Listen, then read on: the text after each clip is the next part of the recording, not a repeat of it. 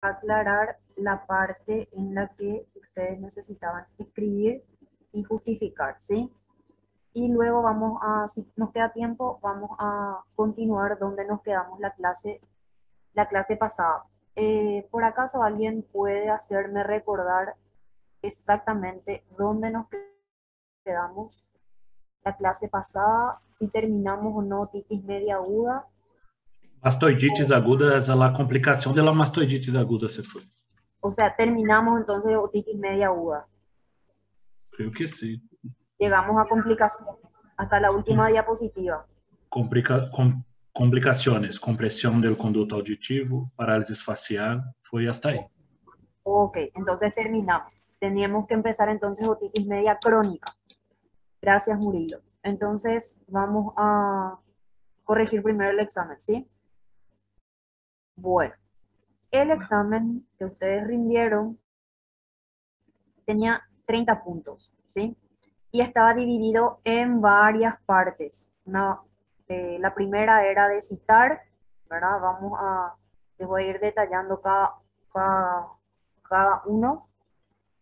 La segunda parte era de emparejar, luego también tenían ítems para decir si las afirmaciones eran falsas o verdaderas y justificar las falsas, y luego tenían ítems de selección múltiple, ¿verdad? Les pedía en una primera parte seleccionar las respuestas correctas y en otra parte les pedía señalar las respuestas incorrectas, ¿sí? Bueno, a mí realmente lo que me interesa es que ustedes tengan claro sobre todo la parte de citar y de justificar, ¿sí? Bueno, a ver.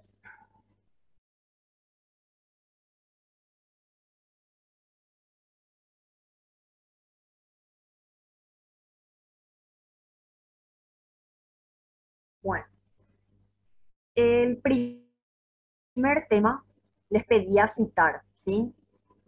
Yo aquí no tengo el examen conmigo, les voy a leer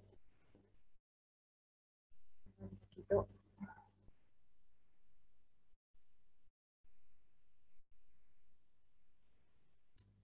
Espérenme un ratito, unos segundos.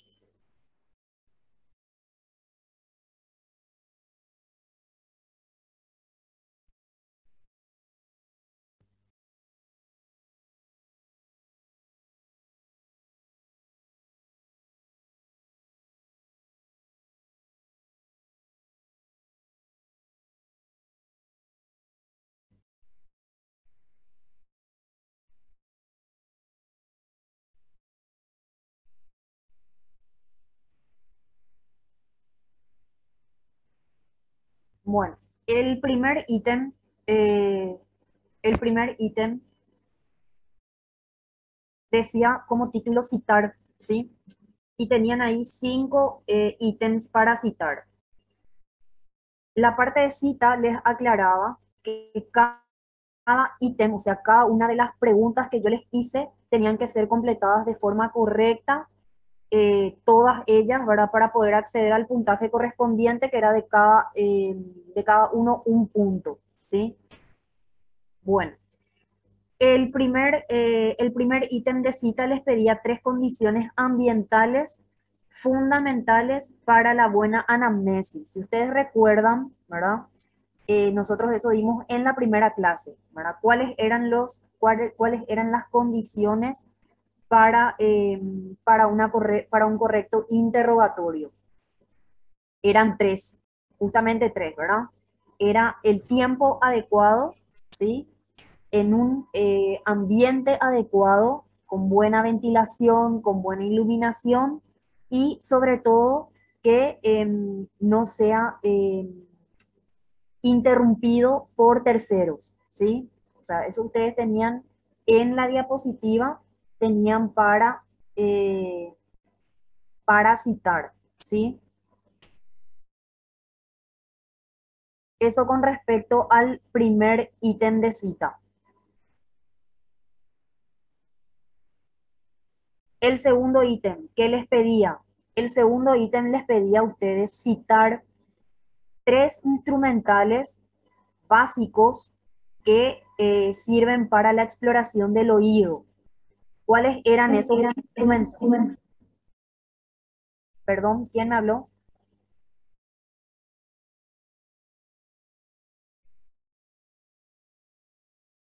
Bueno, les pedía nada más que citen 3 instrumentales que servían para la exploración del oído. ¿Cuáles son esos instrumentales que nos sirven para explorar el oído?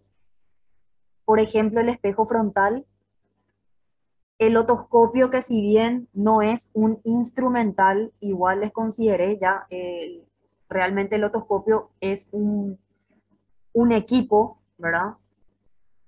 Pero hay otras personas, por ejemplo, que me completaron como curetas para la extracción del tapón de cera. Está bien también, les consideré. Ustedes también ahí, por ejemplo, podían colocar el espéculo de oído, ¿sí? Recuerden que cada espéculo tiene diferentes diámetros, ¿verdad? Para cada paciente, entonces ustedes podían poner ahí espéculo de oído, espejo frontal, y podían poner también curetas para extracción de cerumen, podían poner otoscopio, eh, y creo que también en el libro de Jorge Basterra hay una imagen en donde hay eh, una serie de instrumentales que es justamente, eh, les voy a decir en qué página ustedes pueden ver esa imagen.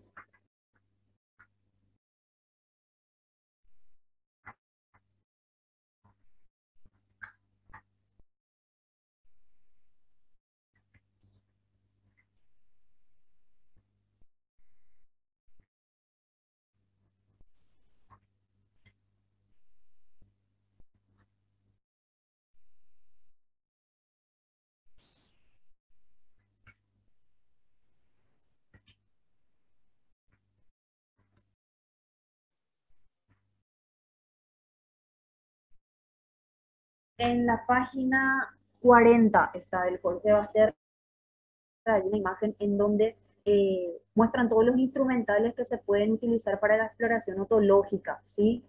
Hay algunos que me pusieron también un otoscopio eléctrico, les consideré también esa opción. Les consideré a los que me pusieron también otoendoscopio, pinzas de conducto, cucharillas fenestradas, porta algodones, pinzas de caja, entonces todo eso que ustedes podían haber citado, toda esa cantidad de instrumentales, les consideré todos, ¿sí? Si bien, como les digo, el otoscopio no es un instrumental en sí, les consideré igual a los que me pusieron simplemente otoscopio o me pusieron, por ejemplo, otoscopio eléctrico u otoendoscopio, ¿está? Entonces, esa también era una forma de responder a esa pregunta. El tercer ítem de cita les pedía que citen justamente, valga la redundancia, las 3 relaciones anatómicas de las paredes del conducto auditivo externo. Como ustedes saben, el conducto auditivo externo no solamente tiene 3 relaciones anatómicas, sino que tiene varias. Entonces ustedes podían poner ahí cualquiera de las relaciones del conducto auditivo externo, ¿sí? No les pedí especificar ninguna de ellas, sino que más bien las que ustedes recordaban podían colocar, ¿sí? Entonces ahí ustedes eh, podían, por ejemplo, colocar eh, que la relación hacia arriba era con la fosa craneal media, hacia abajo era con la glándula parótida, hacia adelante era con la articulación temporomandibular, hacia atrás era con la mastoides y hacia afuera con el pabellón auricular, ¿sí? Y hacia adentro, obviamente, con el oído medio, a través de la membrana timpánica. Entonces, ustedes ahí podían elegir eh, la que querían poner o las que recordaban, ¿sí? Ahí yo no les especifiqué cuál exactamente quería. Después también el cuarto ítem de cita les pedía 3 características anatómicas del yunque. El yunque era un huesecillo de la cadena, ¿verdad? Entonces ahí ustedes podían poner que era la pieza ósea más pesada, la pieza ósea menos fija, la pieza ósea de más fácil luxación. Podían poner también que presentaba un cuerpo, 2 apófisis, ¿verdad? Podían también presentar, por ejemplo, una cara superior, ¿verdad?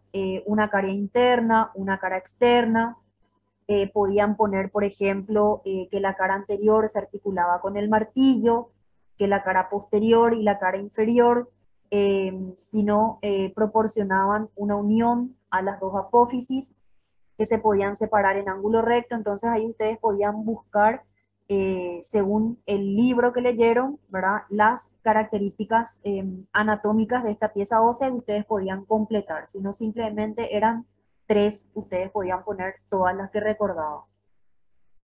El quinto ítem pedía citar, ¿verdad? Y esto prácticamente todos se equivocaron, solamente una persona, no recuerdo quién, fue la única que respondió bien a este ítem, ¿verdad? Entonces, si hay alguien que tiene dudas con respecto a esto, a este ítem en particular, me pregunta una vez que les diga la respuesta, ¿sí? El quinto ítem pedía citar 3 tipos de mastoides que ustedes podían encontrar a la hora de disecar un hueso temporal, ¿sí? ¿Cuáles son esos tipos de mastoides? En el libro de Vicente Diamante, a ustedes eh, les cita justamente 3 tipos en donde está describiendo a todo el oído medio. Recuerden que la mastoides forma parte del oído medio. Entonces ahí ustedes podían poner primeramente la mastoides, el tipo de mastoides que todos conocemos, ¿verdad? Que son las mastoides neumatizadas. Recuerden que una mastoides neumatizada se refiere eh, más bien a la ventilación de todas las celdillas mastoideas, ¿sí? Entonces, ustedes podían poner ahí mastoides neumatizadas, podían poner también las mastoides diploicas, ¿sí? Que ya son mastoides más bien de características anatómicas patológicas, ¿sí? Y también podían poner las mastoides ebúrneas, que son aquellas que tienen falta de neumatización de las celdillas, ¿sí? Entonces, esas 3 tipos de mastoides describe el Vicente Diamante a la hora de ir desglosando todos los componentes del oído medio, ¿sí? Eso muy pocas personas, como les digo, solamente una persona fue la que contestó bien. Entonces, si alguien tiene algún tipo de dudas con respecto a esto, me, le voy a aclarar al final de la corrección, ¿sí? Bueno, esos 5 ítems eran para citar. Entonces ustedes ahí, como eran solamente 3, tenían que citar correctamente los 3 para acceder a un punto, ¿sí? Bueno, la segunda parte pedía emparejar, ¿sí? Entonces ustedes tenían que, en ese caso, eh, ir asociando, ¿verdad? Lo que les pedía el ítem con las 2 hileras o las 2 filas que tenían ustedes ahí en el examen. Entonces, primeramente les pedía asociar o emparejar los signos timpánicos, ¿verdad? Con las afecciones que pudiesen asociarse a ellos. ¿Sí? Recuerden cuando nosotros dimos la clase eh, de, de otoscopía, de exploración de oído, cómo nosotros eh, describíamos a la membrana timpánica. Entonces a eso se refieren signos timpánicos, que podían ser, por ejemplo, abombamiento, podían ser retracción, ¿verdad? Podía ser también la coloración de la membrana, podía ser también lo que se podía observar a través de la membrana. Entonces, A todo eso se refiere signos timpánicos, ¿sí? Entonces, el primer signo, la primera columna, tenían abombado, tenían la coloración rojo oscuro y tenían también retraído, ¿verdad? Entonces, esos tres signos timpánicos ustedes tenían que asociar con las afecciones que tenían en la otra columna, que eran, por ejemplo, la presencia de sangre en oído medio, era la obstrucción de la trompa de Eustaquio y el tercero era la presencia de líquido o de pus en el oído medio. Entonces, ahí ustedes tenían que colocar, por ejemplo, letras con números, ¿sí? Ustedes tenían en la primera columna todas las letras y en la segunda columna que les mencioné al final tenían todos los números. Entonces, abombado, ¿en qué casos vamos a ver? Un signo timpánico o la membrana timpánica abombada, ustedes van a ver exactamente cuando tenemos presencia de líquido o pus en el oído medio, ¿sí? Entonces, siempre cuando hay líquido, probablemente ustedes vean la membrana timpánica abombada. Cuando tengan, por ejemplo, una coloración rojo oscuro de la membrana timpánica, es probablemente porque existe o está presente sangre dentro del oído medio, ¿sí? Y cuando tienen una membrana timpánica retraída, ¿sí? Recuerden la membrana timpánica retraída, se da en casos, por ejemplo, de que tengamos una obstrucción de la trompa de Eustaquio. Entonces, esas eran las asociaciones que ustedes tenían que hacer. El ítem 7 les pedía que emparejen cada pared de la caja timpánica con el límite anatómico que le corresponde, ¿sí? Entonces, ¿cuáles eran las paredes de la caja timpánica? Para acordarse, pared externa, la pared inferior, la pared superior, luego tenemos también la pared anterior y tenemos también eh, la pared interna, ¿sí? Entonces, esas son las 5 paredes que tiene la caja timpánica, pero acá solamente teníamos 3, la externa, la inferior y la superior. Ahora, esas 3 paredes teníamos que asociar con los límites anatómicos que representan a estas paredes. Teníamos en la otra columna la fosa cerebral media, teníamos la membrana timpánica y teníamos el bulbo de la vena yugular. Entonces, ¿cómo tenemos que asociar estas paredes con estos límites anatómicos? ¿Cuál era la pared externa de la caja timpánica? Era la membrana timpánica, ¿sí? Entonces, la pared externa de la caja timpánica siempre es la membrana timpánica. La pared inferior de la caja timpánica, ¿cuál era? La pared inferior es siempre lo que se refiere al bulbo de la vena yugular, ¿sí? Y por último, la pared superior está representada anatómicamente por la fosa cerebral media, ¿sí? Esas son las asociaciones que tenían que realizar en este ítem. El punto 8 les pedía que emparejen cada malformación de la oreja con la descripción que le corresponde. Entonces, en una columna teníamos las malformaciones como por ejemplo agenesia, microtia y poliotia. Y en la otra columna teníamos las definiciones o las descripciones que corresponderían a estas malformaciones. La primera era una oreja mal conformada con lobulaciones accesorias.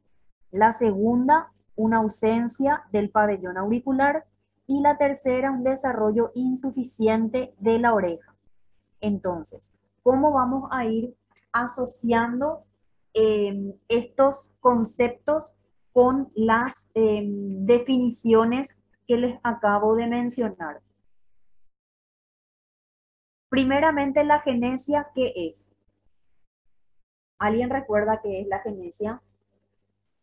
A la agenesia recuerden que también se le puede denominar anotia, ¿sí?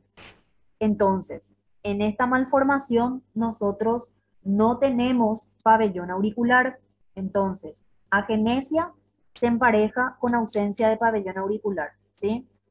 Ahora, microtia, recuerden, la microtia es una Pavilhão. oreja o el desarrollo de una oreja, eh, desarrollo insuficiente del pabellón auricular o desarrollo insuficiente de la oreja. Esa es la asociación para microtia. Y por último, la poliotia es generalmente una oreja que está mal conformada y en donde tenemos lobulaciones accesorias, ¿sí? Entonces, esas son las tres asociaciones que tenían que hacer en esta parte del examen. Ahora, la tercera parte corresponde a todas las afirmaciones que ustedes tenían que responder con falso o con verdadero, ¿sí? Y obviamente justificar de forma coherente cada afirmación que ustedes consideraban falsas, ¿sí? Cada uno también valía un punto. Bueno, el primer ítem les pedía o les decía como afirmación que los cuerpos extraños orgánicos en el conducto auditivo externo nunca deben tratarse con irrigación porque pueden hincharse y encajarse más. Entonces, esta afirmación es una afirmación verdadera, ¿sí?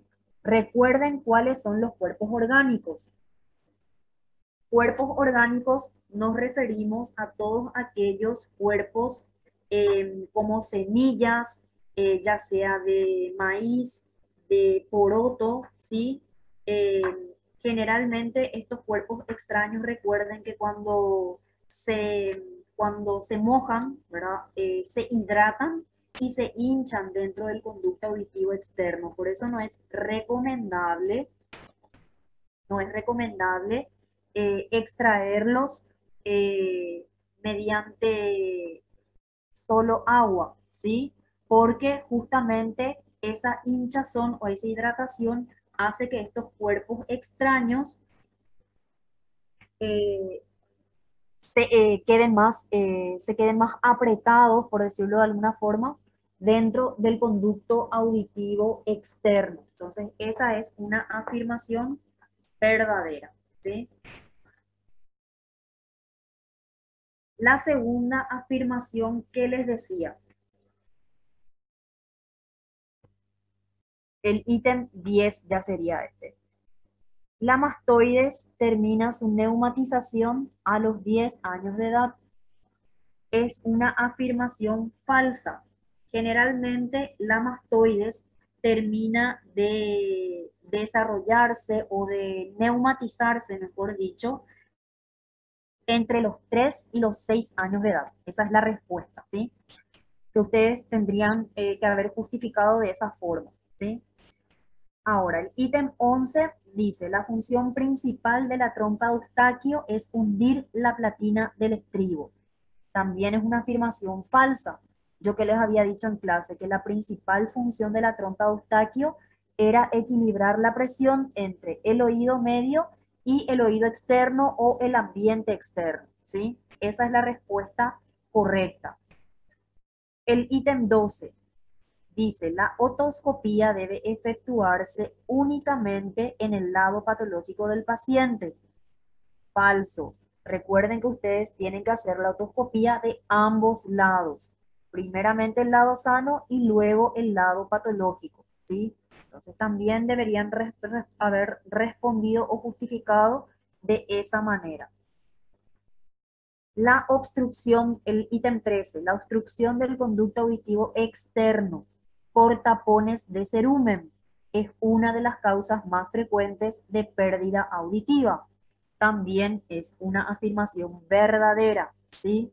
Recuerden lo que habíamos dicho de los tapones de cera, que generalmente cuando se acumulan o llenan el conducto auditivo externo, producen una disminución de la audición o una pérdida auditiva. Entonces, es lo más frecuente, es la causa más frecuente de disminución de la audición o pérdida auditiva la presencia de tapones de cera en los oídos, ¿sí?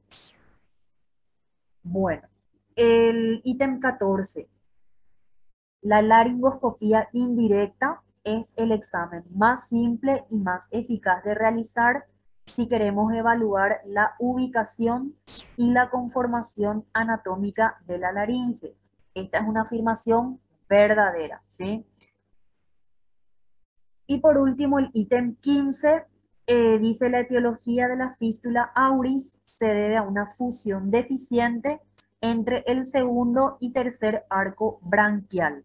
Es una afirmación falsa porque se debe a una fusión deficiente entre el primer y segundo arco branquial, ¿sí?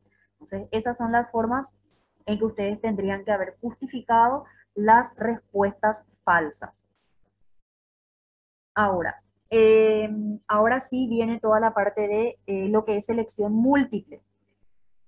Aquí les pedía que lean cada uno de los ítems y seleccionen la respuesta correcta en la primera parte, ¿sí? Entonces, el número 16 les pedía a ustedes sobre la cadena de huesecillos que respondan según las afirmaciones que tenían, elijan cuál era la correcta. Entonces, aquí la respuesta era la opción B, que decía que conectan al tímpano con la ventana oval y están articulados entre sí. Esa es la respuesta, esa es la respuesta correcta. El ítem 17 les pedía que señalen la respuesta correcta con respecto a la importancia del ático o epitímpano radica en que, recuerden la zona atical o la zona epitimpánica de la caja timpánica, valga la redundancia, que yo les había dicho en reiteradas oportunidades acerca de esa zona. Les había dicho que es importante porque en esa zona generalmente es un asiento frecuente de importantes patologías del oído medio, ¿sí? Entonces, esa es la respuesta correcta en ese ítem. El número 18. Para afirmar que una rinoscopía anterior es normal, que ustedes necesitaban visualizar qué estructuras anatómicas, la coana y la cabeza del cornete medio. Esa es la respuesta correcta. El ítem 19. Les pedía que señalen la respuesta correcta sobre el pabellón auricular.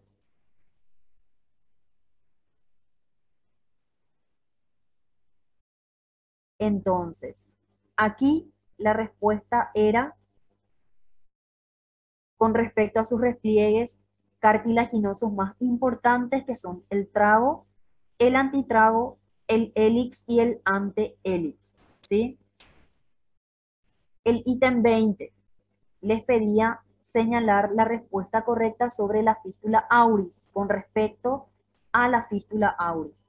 Entonces, aquí la respuesta correcta era que se trata solamente los casos que tienen una expresión sintomática molesta para el paciente. Recuerden que la fístula auris es una comunicación entre el oído, ¿verdad? Y el ambiente externo. Entonces, si el paciente no tenía síntomas, como por ejemplo salida de una secreción blanquecina o salida de una secreción amarillenta o purulenta, generalmente la fístula no se tocaba, o sea, no le proporcionábamos tratamiento al paciente. Ahora, si se tenía infecciones recurrentes o muy frecuentes, sí le proponíamos una extirpación quirúrgica de todo ese trayecto fistuloso para evitar los cuadros infecciosos a repetición. Entonces aquí la respuesta era esa. Se trata solamente de los casos que eran molestos para el paciente. El ítem 21 les pedía que señalen la respuesta correcta sobre las malformaciones auditivas. Bueno, habíamos visto que las malformaciones auditivas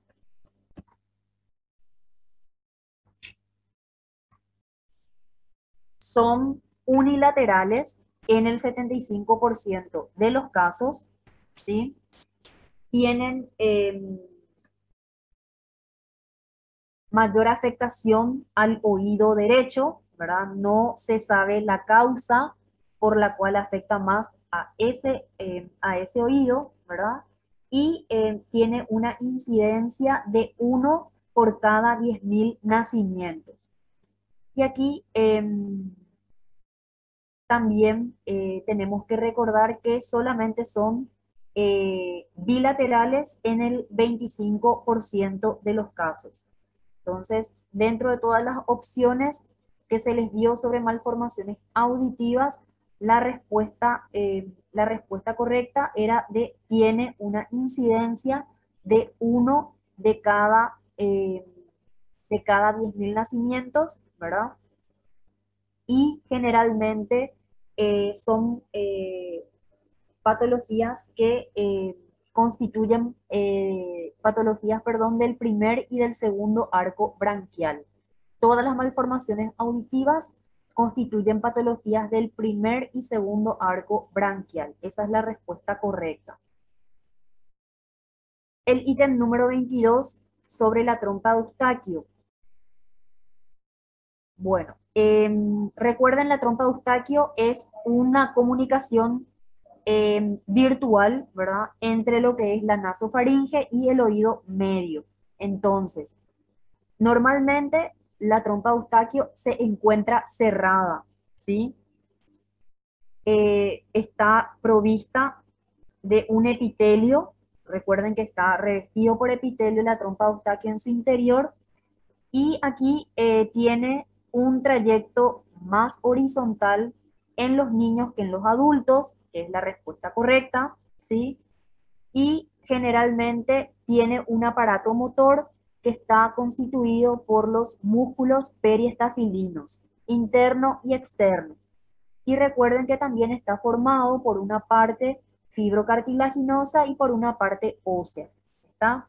Entonces, en este ítem la respuesta correcta era, tiene un trayecto más horizontal en los niños que en los adultos, ¿sí?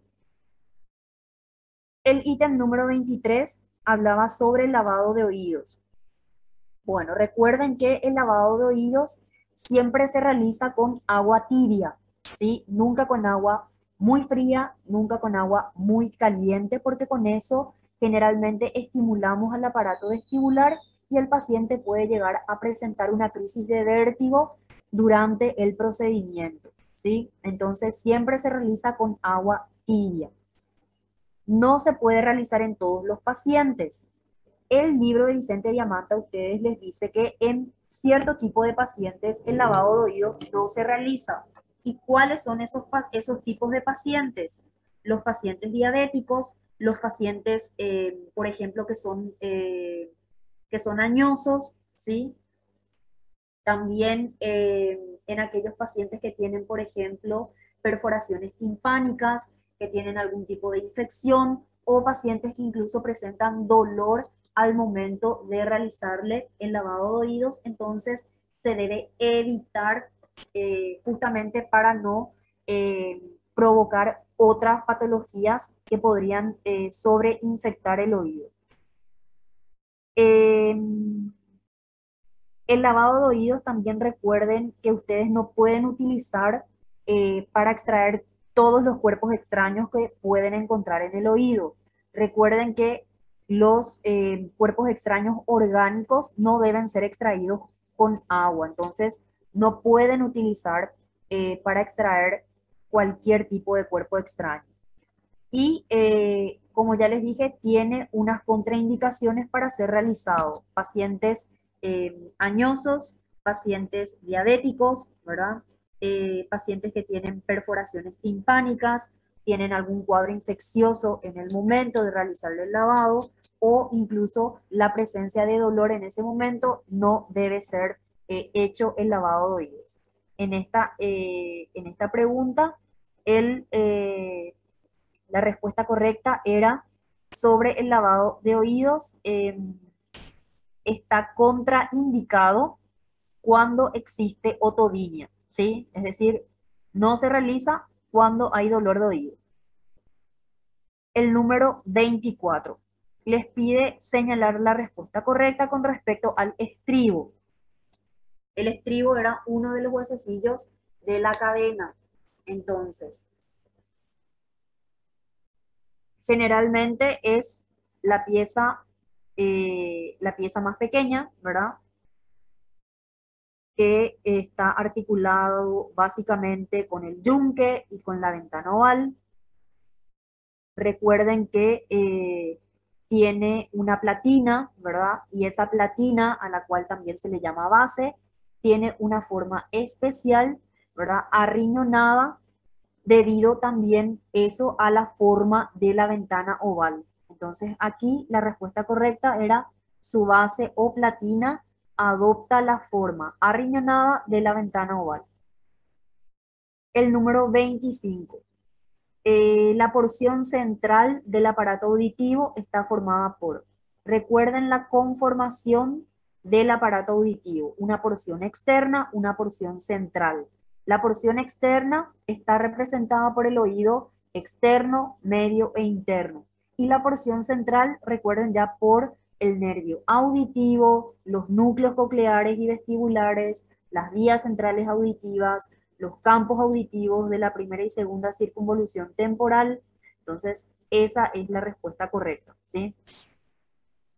Bueno, la segunda parte de todo lo que es referente a la selección múltiple, les pedía señalar la respuesta incorrecta, ¿sí? El número 26 dice, la rinoscopía anterior permite visualizar, y acá ustedes tenían que elegir lo incorrecto, es decir, lo que no se puede visualizar con la rinoscopía anterior. El piso de las fosas nasales se puede visualizar los cornetes, se puede visualizar el techo anterior de la fosa nasal, se puede visualizar el tabique nasal, lo que no se puede visualizar es el seno frontal. Esa es la respuesta. El número 27 les pide señalar la respuesta incorrecta sobre la anotia. Recuerden que era la anotia. La anotia era la agenesia del pabellón auricular, es decir, la ausencia de pabellón auricular, ¿sí? Entonces, acá ustedes tenían que señalar lo incorrecto con respecto a los ítems. Es una malformación en la cual no hay pabellón auricular, es correcto. Es poco frecuente, es correcto. Va asociada a una atresia del conducto auditivo externo, es correcto, ¿sí? Es una malformación mucho más grave que la microtia y que la poliotia, eso es falso. El tratamiento quirúrgico puede efectuarse a cualquier edad, también es falso, ¿sí? Entonces,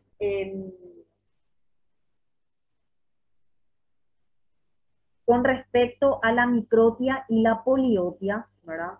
Eh, Generalmente ustedes tienen que saber que cuando tenemos esas dos malformaciones, microtia y poliotia, eh, el tratamiento siempre va a ser optativo porque es un tratamiento más bien estético, ¿sí?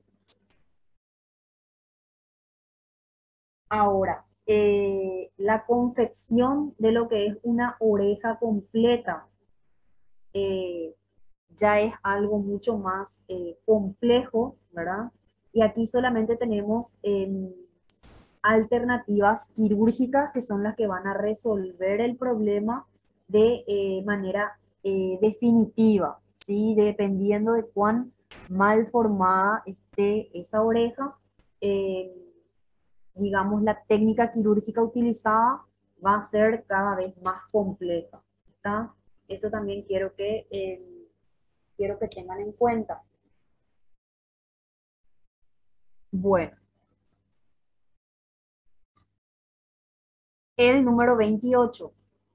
El oído medio está formado por, ¿cuáles son los componentes del oído medio? La caja del tímpano, el antro de la mastoides, el sistema celular de la mastoides, la trompa eustaquio, ¿sí? Lo que no forma parte del oído medio es la cóclea, ¿sí? La cóclea ya es un componente del oído interno. Entonces, esa es la respuesta correcta en el número 28, cóclea.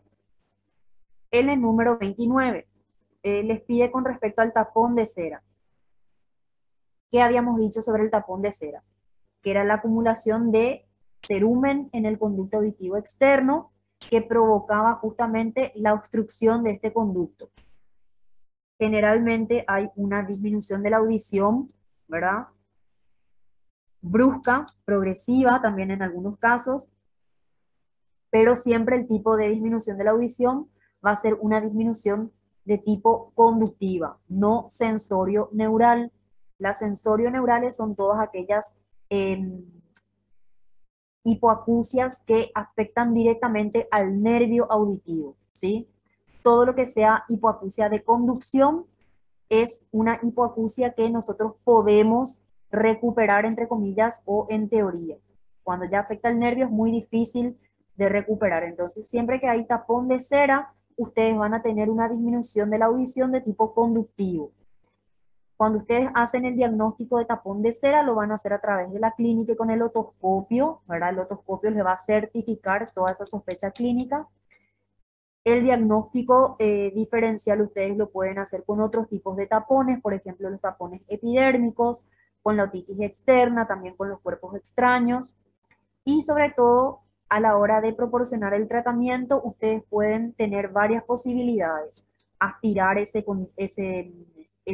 cerumen que se acumuló dentro del conducto, pueden extraer con instrumentales delicados, pueden hacerlo mediante la utilización de un microscopio para oído, o lo pueden hacer también mediante la utilización de espéculos con luz frontal, pueden hacerlo también eh, mediante la irrigación con agua tibia, ¿sí? Entonces aquí la respuesta que tenían que elegir es: hay una hipoacusia sensorio-neural brusca. Esa es la respuesta incorrecta.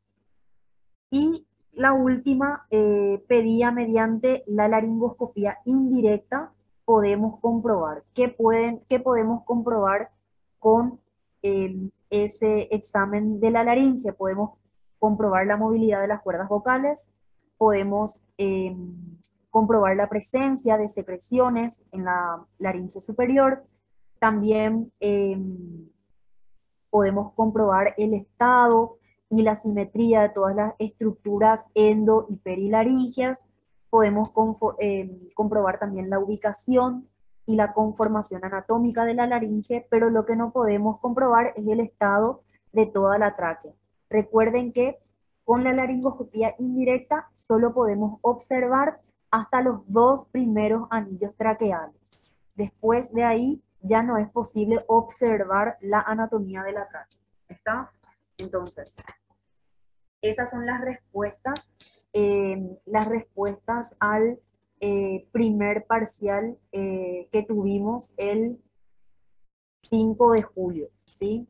Entonces, si alguien tiene alguna duda con respecto a algunas de las respuestas, entonces vamos a ir aclarando ya ahora para que el día del examen final ustedes no lleven esa duda todo este tiempo, ¿sí? Entonces, si alguien tiene alguna pregunta con respecto al examen. Profe, não é bem sobre o exame, mas é uma dúvida próxima a uma das perguntas. Quando você disse que se pode utilizar água tibia, né, para fazer a lavagem, a limpeza El do lavado de oído. conduto, sim. Se poderia utilizar, não sei, também uma solução fisiológica, se não, ou não, tem que ser água sempre. Sí, podés entibiar la solución fisiológica y también se puede utilizar.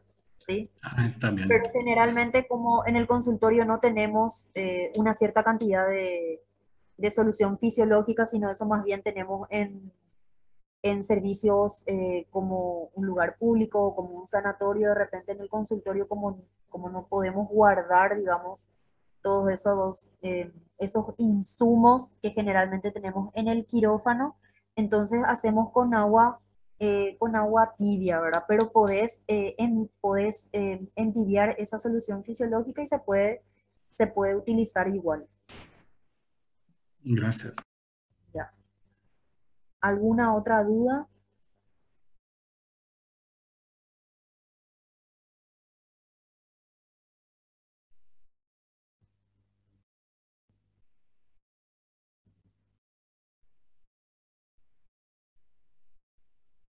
Bueno, eh,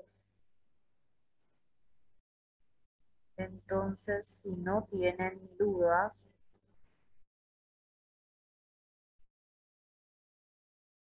vamos a continuar con nuestro programa, ¿sí?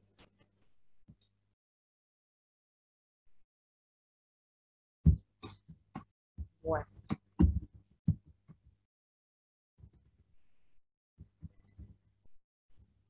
¿ustedes todavía están de parciales o ya terminaron de rendir?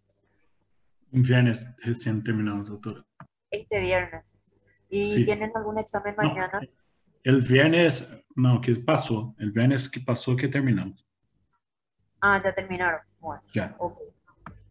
Bueno, entonces vamos a continuar con la clase, con el programa. Vamos a empezar lo que es otitis media crónica, ¿sí? Y así ya terminamos todo lo que es la parte de oído también. Bueno, recordando un poquito lo que habíamos visto en la parte de otitis media aguda, habíamos visto la definición de lo que era una otitis media, ¿verdad? Habíamos dicho que era la inflamación de prácticamente toda la mucosa del oído medio, incluida la mucosa de la mastoides, ¿verdad? Y teniendo en cuenta la clasificación de la otitis media, generalmente esta inflamación ocurre por un tiempo superior a 3 meses, ¿sí? Entonces, eso nada más a modo de recordatorio de lo que era una otitis media y especificando bien lo que es una otitis media crónica, ¿sí? Entonces, les voy a compartir aquí la pantalla para que puedan ver la diapositiva.